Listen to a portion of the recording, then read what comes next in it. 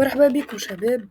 فيديو اليوم باش يكون على بلي فكرة على الحق بلي نولي ابونيك A few moments later. على المدارس التونسية. باش نقسم الحلقة على 3 مقاطع. اكسيون.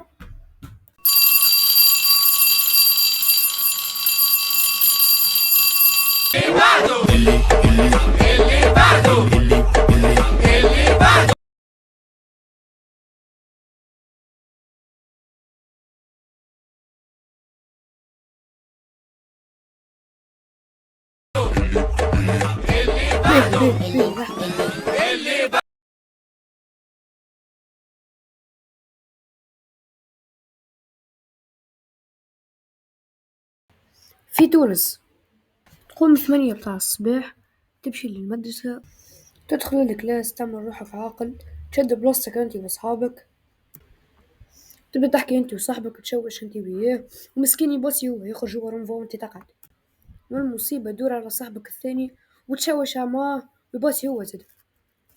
في الموقف هيك تحس روحك سفاح، طيرت من الكل وقعدت انتي. في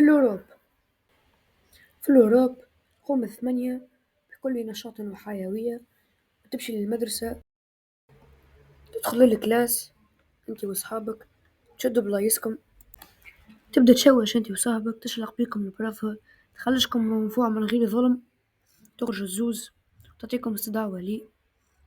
مفهمتش هذا شنو وظيفته؟ انا عامل لي بيدي هكا نرجع لتونس.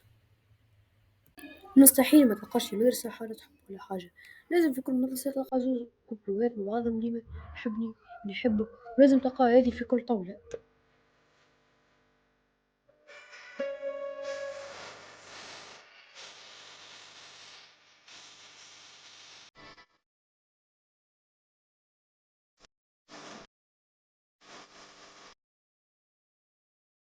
مستحيل ما تلقاهاش، لازم تلقاها في كل طاولة، في كل ساس، في كل بلاصة لازم تلقاها.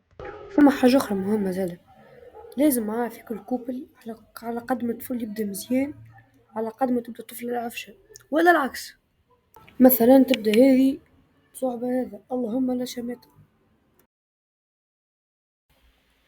في الأوروب مش كيما احنا في تونس، راهم زوز محلاهم ملتين قاعدين يتباشروا مع بعضهم، مش كيما احنا. الحلول المناسبة لتصليح المدارس هي البيوت والولادات. فدلك أوراق وجد عليك، لازم نقصوا لهم الأوقات. والله ياسر، معناتها إذا خرجت 8 ترجع نص النهار، ترجع الساعتين، ترجع للدار 6.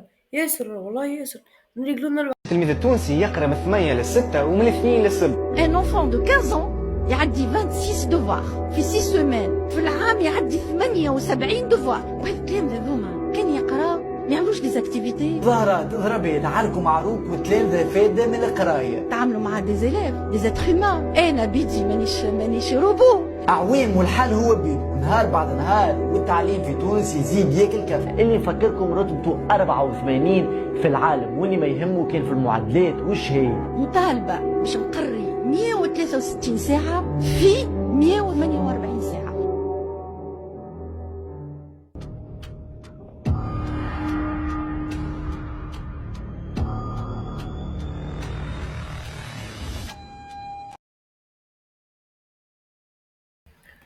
برجولية. المدرسة التونسية ما عادش كيما قبل، المشاكل ولات برشا، أقسام مكتظة، نقص الأساتذة، ما عادش التلميذ يلقى الجو المناسب باش يقرا، كل يوم الوضع يزيد يتعكر، يلزم تغيير جذري قبل ما يضيع الجيل هذا الكل.